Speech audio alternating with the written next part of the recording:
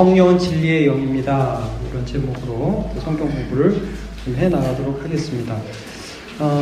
먼저 계속해서 이 요한복음 14장부터 16장 사이에 성령이 어떤 분인지를 말씀해 주고 계셔요. 예수님이 떠나시기 때문에 제자들이 궁극적으로 유익이 될 것은 성령님이시기 때문에 성령님이 어떤 분인지를 계속 말씀해 주시고, 이제 오늘 우리가 본 거는 그 성령님이 기도의 응답 또 하나님의 은혜 통로가 되어 주신다는 그런 부분들에 대해서 살펴봤잖아요. 그리고 파라클레토스 해가지고 보혜사라는 부분을 오늘 살펴봤고, 이제 성령은 진리의 영입니다 해서 성령과 말씀의 관계를 좀 살펴보도록 할게요. 이번에는. 그래서 신앙생활을 하면서 하나님의 말씀을 알아가며 순종하고 있습니까?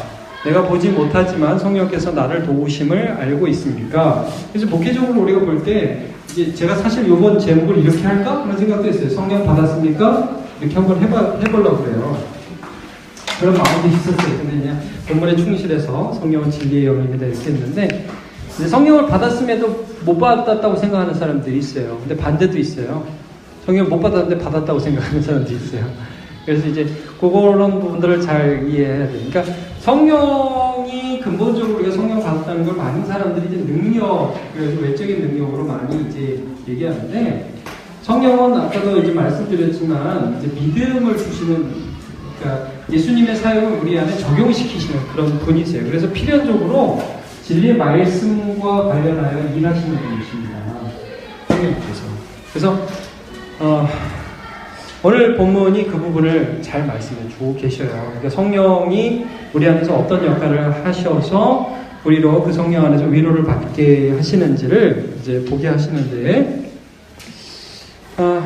여러분, 우리가 성령님이 안 보이잖아요. 그렇죠? 그래도 우리 성령님 받았다는 거 알 수 있습니까? 예.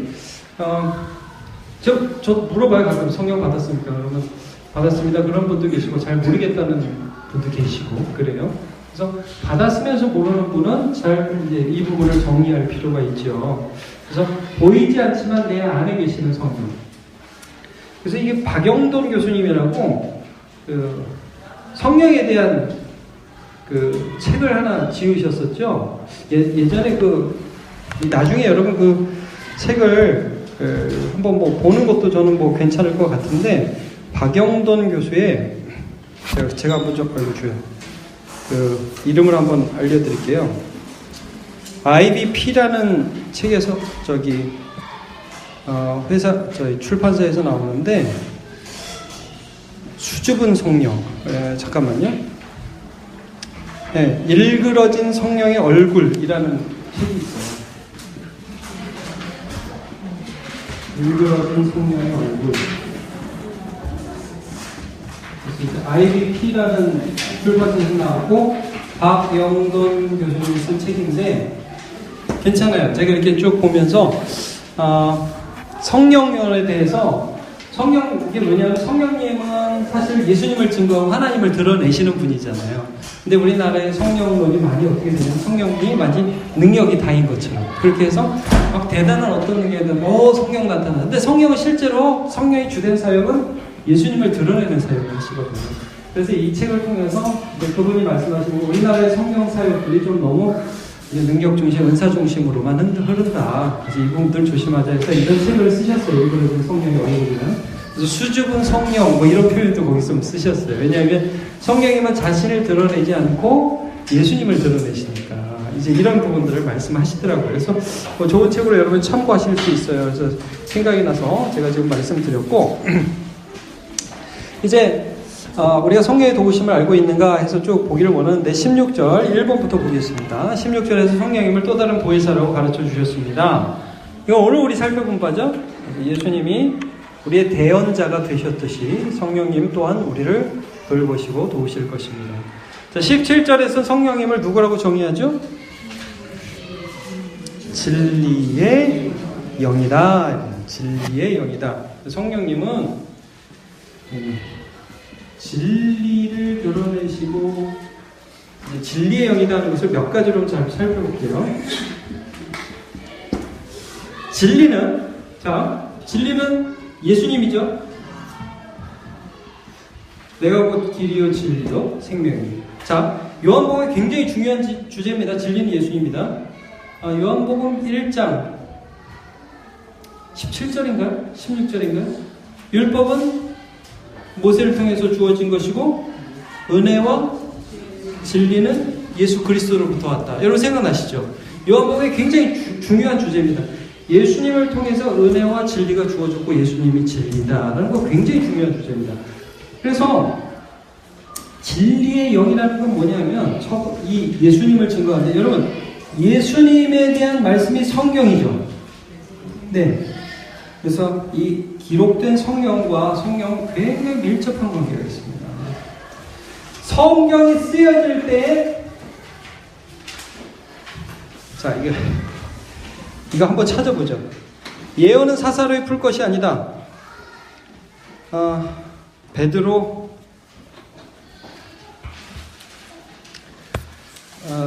후서 1장 20절 한번 보시죠. 베드로 후서 1장 20절. 베드로 후서 1장 20절 21절 한번 보세요.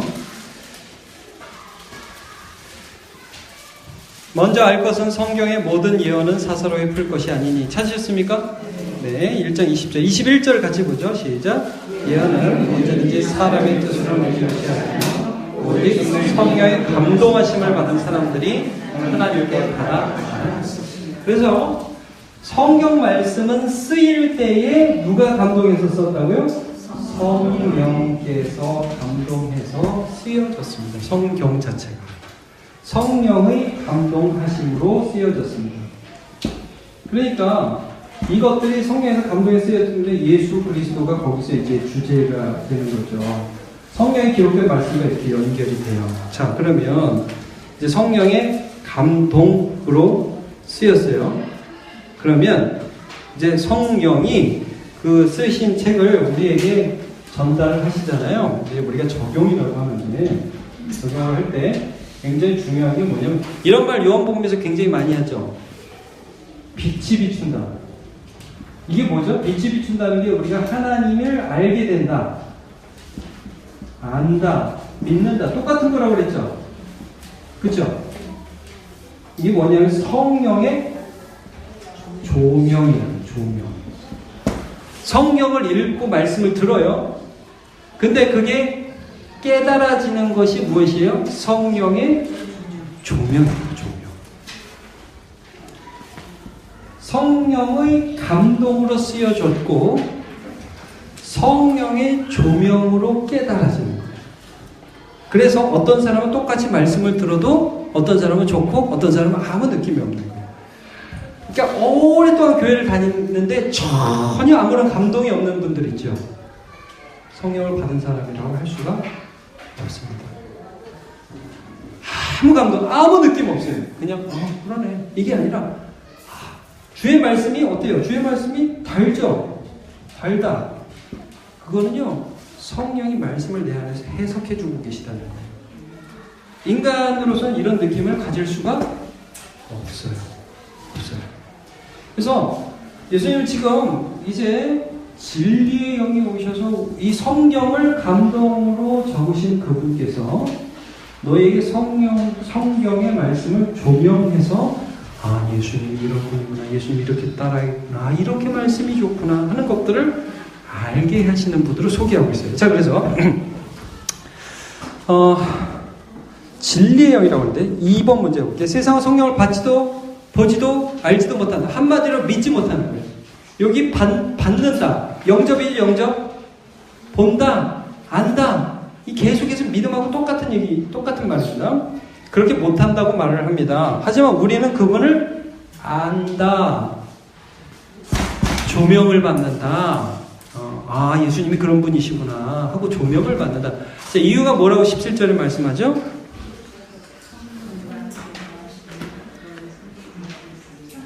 네. 제가 키 큰 죄송합니다. 17절.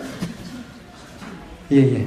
그러나 너희는 그를 아나니 그는 너희와 함께 거하십니다. 우리 안에 계셔서 일하시고 계신 거예요. 근데 왜 이런 거 있죠? 계신데 안 계신데.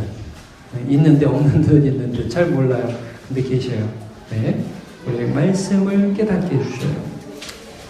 자, 3번. 성령은 누구의 이름으로 오죠? 우리가 좀 전에 26절에 보니까 성령은 누구의 이름으로 오시죠?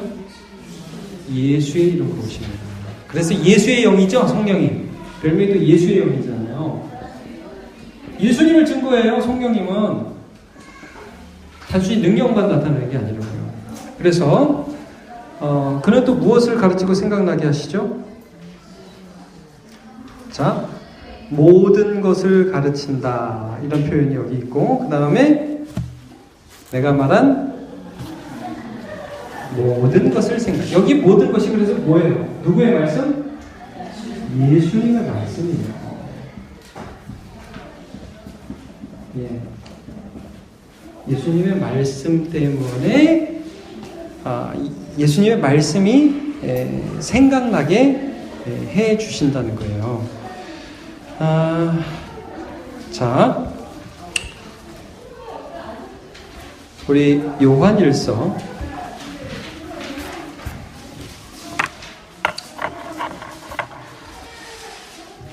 2장 20절을 보세요.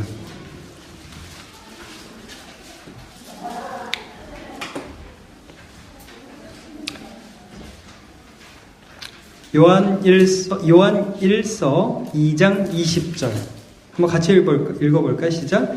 너희는 거룩하신 자에게서 기름 부음을 받고 모든 것을 거룩하신 자에게서 기름 부음 뭐죠? 이게 성령입니다. 항상 성령의 기름 부음을 이렇게 표현하는데 성령이 우리 안에 부어지셔서 모든 것을 안다고 했을 때 예수님의 말씀임을 아는 거예요. 그러니까 여러분, 자, 성령이 임하시면 이런 건 아니에요. 매트릭스라는 영화 보셨어요? 거기 보면 여기 어떤 매트릭스 세계에 있는 사람이 있고 현실 세계에 있는 사람이 있는데 현실 세계에 있는 사람이 매트릭스에 오게 되면 얘를 오토바이를 타야 되잖아요. 그럼 오토바이를 타야 되는데 탈 줄을 몰라. 근데 여기서 지식을 쫙 넣어줘요. 그러면 이렇게 딱 뭘 넣으면 디디디디 그러면 오토바이 탈 수 있게 돼. 뭐 어떤 책을 안 읽었는데 찌찌찌 하면 디디디디 하면 막 그 책의 내용이 들어가. 성령의 기름 부음은 그런 내용이 아닙니다. 그런 게 아니에요. 안 들었는데도 알게 된다. 못 들었는데도 알게 된다. 그런 게 아니에요. 주님의 말씀을 듣고 그 말씀이 진리임을 알게 된다는 거예요. 예. 그래서 제가 가끔씩 이런 얘기를 하죠. 진짜 거듭난 사람, 진짜 예수를 사랑하는 사람은 이단에 빠지지 않는다고. 이단은 항상 예수 말고 다른 걸 증거하잖아요. 예, 그리고 예수님이 어떤 분인지에서 이상하게 되고. 그래서 성령님은 예수님이 누군지를 늘 증거하신다는 그런 말씀을 하시고 있습니다. 자, 이제 계속 보겠습니다. 나는 첫 번째. 성령님은 진리의 영입니다. 즉 예수님을 증거하며 그의 말씀을 깨닫고 적용하게 하십니다. 성령님을 단순한 능력 정도로만 생각하지 않습니까? 성령님은 삼위일체의 한 위이신 인격적인 하나님이심을 알고 있습니까? 그렇습니다.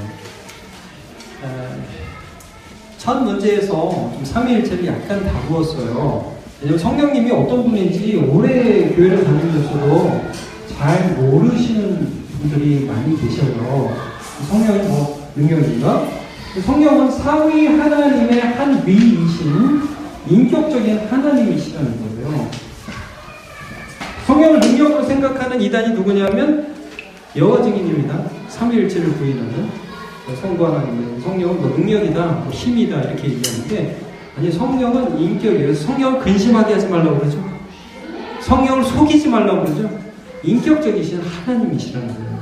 그래서 이건 뭐 나는 첫 번째에서 우리가 좀 다룰 것은 우리가 성령님을 어떤 분으로 이해하고 있는지 한번 점검을 해주세요. 아, 성령님은 그냥 능력 정도가 아니다. 삼위일체의 한 위이신 하나님이다. 자, 제자만 많이 하셨네요. 삼위일체 안 잊어버리셨죠? 성부, 성자, 성령 하나님. 이 세 위의 하나님은 하나님이신데, 자, 성부 하나님과 성자 하나님 같은 분이에요? 아니라고 그랬어요. 성자 하나님과 성부 하나님과 성자 하나님, 성령이 같이 왜 그러냐면 또 다른 보혜사잖아요. 보혜사인데 또 다른 보혜사니까 같은 위, 같은 인격이 아니다. 영어로는 이제 펄슨이라고 그러는데 좀 우리나라 말로는 좀 뭐 사람 같으니까 아니고, 그 대신에 여기 하나를 이루는 것은 네, 한 하나님인 것은, 자, 첫 번째 본질이 같다고 그랬죠? 동일 본질. 네, 동일 본질. 또 생각나는 거 있으세요? 네? 권능과 영광이 동등해요. 누가 높고 누가 낮지 않죠. 예. 동일 본질이 거기에 해당하고요. 그 다음에 상호 유통이라고 그랬죠? 하나님 아버지가 예수님 안에, 예수님이 하나님 아버지 안에, 예수님과 성령님이 서로 안에 계시다.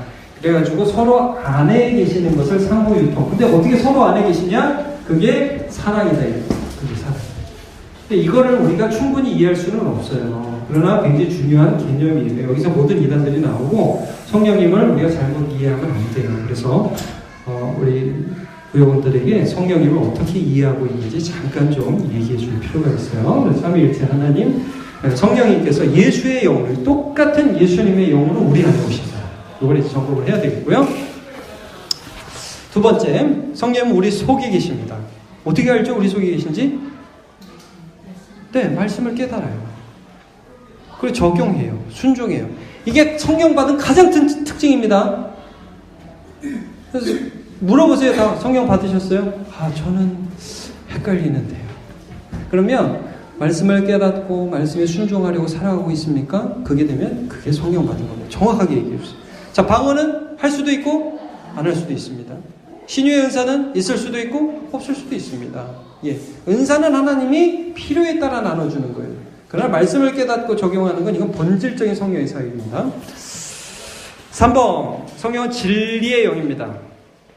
여기서 이제 거짓을 드러내신다는 거죠. 좋고 좋은 게 좋은 것이다 라고 하지 않으십니다. 성령님은 절대로 뭐 교회가 좋고 좋은 게 좋은 거지 뭐 이렇게 살아도 되고 저렇게 살아도 그렇지 않습니다.